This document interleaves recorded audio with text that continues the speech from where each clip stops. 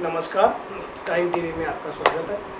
जैसे कि आप सब जानते हैं कि जम्मू कश्मीर रियासत में फेस वाइज तरीके से इलेक्शन, पंचायत के इलेक्शन हो रहे हैं और फेस वाइज तरीके से ही जो पंच और सरपंच है लोगों द्वारा जीत के आ रहे हैं। और ऐसे में सवाल ये उठता है, जो जीत के पंच और सरपंच आ रहे हैं तो किस तरीके से जम्मू कश्मीर की रियासत की जो तरक्की है उसमें तब्दीली लाएंगे और किस तरीके से ये डेमोक्रेसी को ग्रास रूट लेवल पे मजबूती मिल पाएगी। आज हम इसी पे बात करेंगे और बात करने के लिए बीजेपी के सीनियर नेता और जम्मू के एक्स मेयर कविंदर गुप्ता जी हमारे साथ हैं। गुप्ता साहब, टाइम टीवी में आपका स्वागत है। गुप्ता साहब, जैसा कि आप देख रहे हैं कि पिछले काफ़ी समय से जम्मू कश्मीर की रियासत में पंचायती इलेक्शन हो रहे हैं, जो कि फेस वाइज तरीके से पंच और सरपंच चुन के आ रहे हैं। और इसमें एक चीज़ बड़ी अहम देखने को मिली कि इसमें 90% से अबव भी ऊपर जो वोटर है वो बाहर, चाहे वो हिली एरिया है, चाहे वो कश्मीर के डिस्टर्ब एरिया, चाहे जम्मू से बिलोंग करता है, मतलब काफ़ी संख्या में लोग वोट करने के लिए बाहर आ रहे हैं। आपका क्या मानना है कि जो पंच सरपंच जीत के आ रहे हैं वो जम्मू कश्मीर की रियासत में किस तरीके की तब्दीली इनके बाद आएगी, वो किस तरीके से ये ग्रास रूट लेवल पे ये मजबूती डेमोक्रेटिक मजबूत हो पाएगी? देखो पवन जी, ऐसा है कि भारतीय राजनीति में पंचायती राज का एक बहुत बड़ा महत्व है। विभिन्न स्टेटों में आपने देखा होगा कि वहां पर पंचायतें बहुत ज़्यादा मजबूत हैं। हिमाचल प्रदेश राज्य के बारे में आपको बताना चाहता हूँ। किसी ने कोई छोटे से छोटा काम करना हो, उस गांव के प्रधान, उसको प्रधान वहां पर कहा जाता है, उसके बिना कोई भी काम नहीं हो पाता और लोगों को सुविधा रहती है कि वो अपने नीचे से नीचे का काम अपने इलाके में रहने वाले एक पंच या सरपंच द्वारा करवाते हैं। लेकिन जहां तक जम्मू कश्मीर प्रदेश का सवाल है, वहां पर आपने देखा होगा पूरे भारत में आज़ादी के बाद 13 बार इलेक्शन हो चुके हैं, लेकिन चौथी बार हमें हमारे जम्मू कश्मीर के लोगों को ये मौका मिल रहा है। इस इलेक्शन से पहले भारतीय जनता पार्टी ने डिमांड की थी कि 73rd अमेंडमेंट, जिसको कि भारतीय संविधान में बहुत बड़ा महत्व मिला है और उससे पंचायती राज को मजबूती मिलती है, लेकिन इस सरकार ने उसको नहीं माना। मुझे तो अभी भी शंका है कि सरकार ने इलेक्शन इसलिए करवाया है कि क्योंकि सेंटर से रूरल डेवलपमेंट के लिए जो पैसा रिलीज किया जाता है उसके लिए ये जरूरी है कि मैंडेटरी है कि वहाँ पर इलेक्शन करवाए जाएं। हमारे यहाँ पर जम्मू कश्मीर राज्य की जिस प्रकार से स्थितियाँ हैं और आपने जिस प्रकार से कहा 80% या 90% तक वोटिंग हो रही है, पंचायती राज में ऐसा अगर होता है तो ये बड़ी हेल्दी डेमोक्रेसी सामने नजर आती है।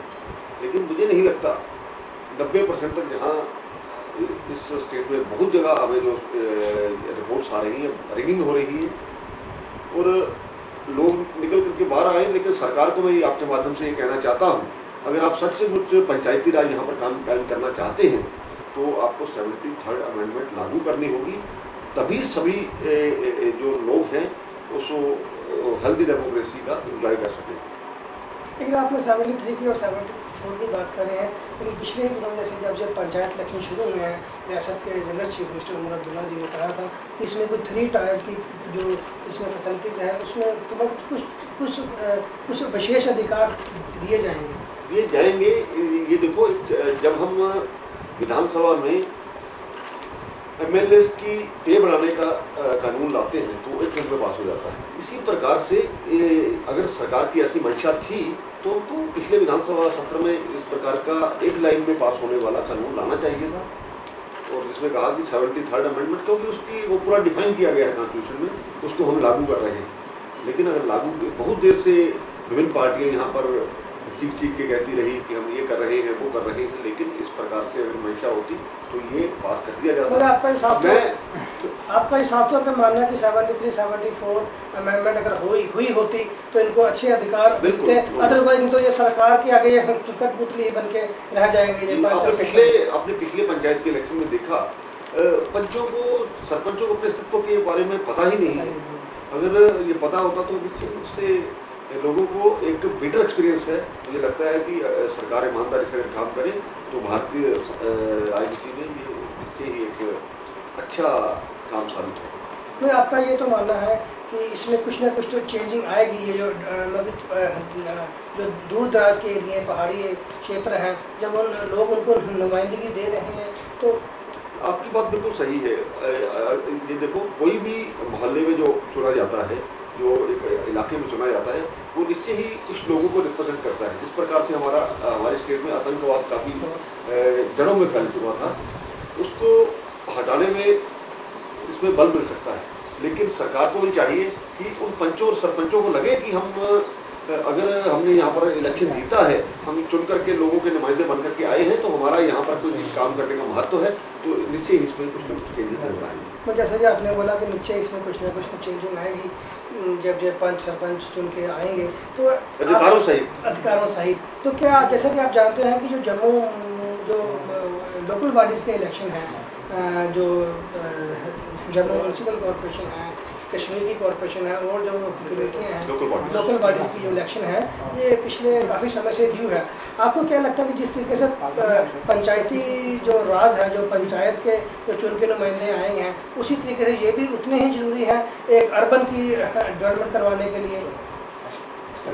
आपकी बात के साथ मैं बिल्कुल सहमत हूँ कि यहाँ पर जहाँ लोगों को रिप्रेजेंटेशन मिलती है, लोगों के स्थानीय समस्याओं के लिए, बिजली के लिए, पानी के लिए, नाली के लिए, सफाई के लिए, स्टेट सब्जेक्ट के लिए, वोटर कार्ड के लिए, छोटे छोटे जो काम है रोजमर्रा के, इसमें जो लोकल चुना हुआ रिप्रेजेंटेटिव है उसका बहुत फायदा होता है। और इसका ये एक्सपीरियंस 2005 में जिस प्रकार से कॉर्पोरेशन बनी थी, तो 2010 मार्च तक वो रही, तो उसमें लोगों ने बहुत चैन की सांस ली। लोगों को लगने लगा कि वाकई में डेवलपमेंट नाम की कोई चीज़ होती है। मुझे लगता है पिछले 1 साल और 2 महीने से जब से कॉर्पोरेशन वजूद में नहीं है, तो उसके बाद स्थितियां काफ़ी बदली हैं। करप्शन नाम की चीज़ जो कॉर्पोरेशन में पहले थी, उसके बाद काफ़ी हद तक ठीक हुई थी, वो दोबारा पनपने लगी है।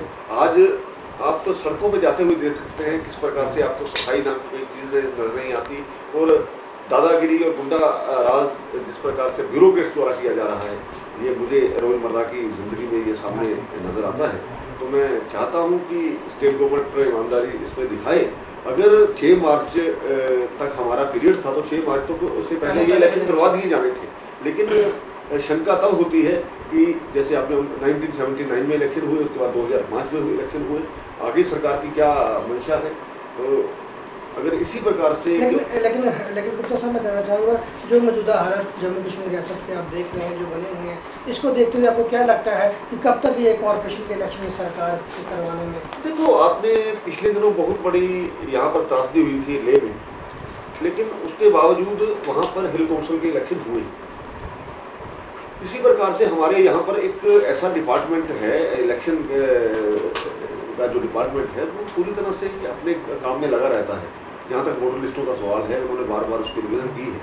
तो इलेक्शन डिक्लेयर करने की बात है तो इलेक्शन डिक्लेयर हो सकते हैं, और अगर करवाना चाहे सरकार तो 2 महीनों में, 3 महीनों में इलेक्शन हो जाते हैं। तो लेकिन सरकार की नीयत पर शक तब होता है कि जब कोई बिना किसी कारण के, अगर आप कहीं कहो कि कभी सर्दी है, कभी गर्मी है, कभी बरसात है, कभी आतंकवाद है, तो इस सारे इलेक्शन में मैं ये उदाहरण देना चाहता हूँ कि अगर लेह में, लद्दाख में इलेक्शन हो सकते हैं इस हालात में, तो यहाँ इलेक्शन क्यों नहीं हो सकता? अच्छा गुप्ता साहब, मैं आखिर में आपसे एक बहुत अहम और इम्पोर्टेंट चीज़ जानना चाहूँगा जिसकी आजकल जम्मू के लोगों में एक चर्चा बनी हुई है। आप बीजेपी के सीनियर नेता हैं और जम्मू में लोगों की नुमाइंदगी भी करते हैं, कि जैसे कि आपने पिछले दिनों देखा कि भारतीय जनता पार्टी के जो 7 विधायक थे, वो जो क्रॉस वोटिंग में बिल्कुल साफ देखा गया। मगर आपको क्या लगता है कि जम्मू के लोगों के साथ ये विश्वासघात नहीं हुआ? जिन लोगों ने अपनी नुमाइंदगी उनको दी है, उनको आगे लाया है, इस पर आप क्या कहेंगे? ये जो पिछला एपिसोड हुआ है, भारतीय जनता पार्टी ने उस पर एक्शन लिया है, और भारतीय जनता पार्टी, जिसको हम पार्टी विद अ डिफरेंस कहते हैं, तो कांग्रेस में भी कई बार आपने देखा होगा क्रॉस वोटिंग होती रही, लेकिन भारतीय जनता पार्टी की सीनियर लीडरशिप ने, हाई कमान ने उस पर एकदम से एक्शन लिया है। उन्होंने ये बताया है उनको, और मुझे लगता है कि ये जो पिछली 7 सीटें हमारे पास आई। पिछले इलेक्शन में ये 7 सीटें हमारे पास नहीं थी। कुछ लोग हमारे यहाँ पर नेता थे, पुराने थे, लेकिन कुछ नए लोग जो दूसरी पार्टियों से लेकर के उनको रिप्रेजेंटेशन मिली, तो उसके कारण से भी हालात बने। और हमारे इसके बाद में चर्चा होती है कि जब व्यक्ति अपने आप को पार्टी से ऊपर मानता है तो तब ये खराबियाँ होती हैं, और ये जम्मू कश्मीर में एक बहुत बड़ा दाग लगा है। और सर जो पार्टी ने इसके खिलाफ इलेक्शन लिया है, तो मुझे लगता है कि ये जो आपका ये साफ तौर पर भरपाई बहुत जल्दी हो जाएगी। आपका ये साफ तौर पर मानना है कि वो जो 7 विधायक हैं वो जम्मू के लोगों के गुनाहगार हैं, और जो सीनियर नेता आपके हैं उन्होंने भी बहुत एक स्ट्रॉन्ग एक्शन इसमें लिया है। बिल्कुल, ये हमारी पार्टी इसके प्रति बड़ी चिंता की है। उसको उन्होंने एकदम से निर्णय लिया है, उनको कारण बताओ नोटिस देकर के उनको पार्टी से एक्सपेल करना तय है। तो बाकी पार्टियों को भी सोचना चाहिए कि जब भी कहीं क्रॉस वोटिंग होती है, और इसमें अकेले उनका रोल नहीं है, पूरी सरकार का, ब्यूरोक्रेट्स का रोल है कि किस प्रकार से उन लोगों को ये भारत स्वच्छ राजनीति लाने के लिए अच्छे लोगों को आगे आना चाहिए। इस प्रकार के एपिसोड जो है वो भविष्य में ना हो, तो इसके लिए भारतीय जनता पार्टी एक अच्छा हम ये कहते हैं कि हमने 7 विधायकों को बाहर निकाल करके ये दिखाया है कि पार्टी से ऊपर कोई चीज़ नहीं है। अगर पार्टी के खिलाफ या लोगों की भावना के खिलाफ खिलवाड़ करोगे तो इस चीज़ पर एक्शन होगा। ठीक, गुप्ता साहब अपनी बात को यहीं ख़त्म करेंगे, और हम भी उम्मीद करेंगे कि जो पंच सरपंच जीत के आ रहे हैं जम्मू कश्मीर रियासत में, ये कुछ ना कुछ इसका पॉजिटिव रिस्पांस मिलेगा, वो ये ग्रास रूट लेवल पे मजबूती लेके आएंगे। ये थे अपने गुप्ता साहब जिनसे हमने बात की। अगले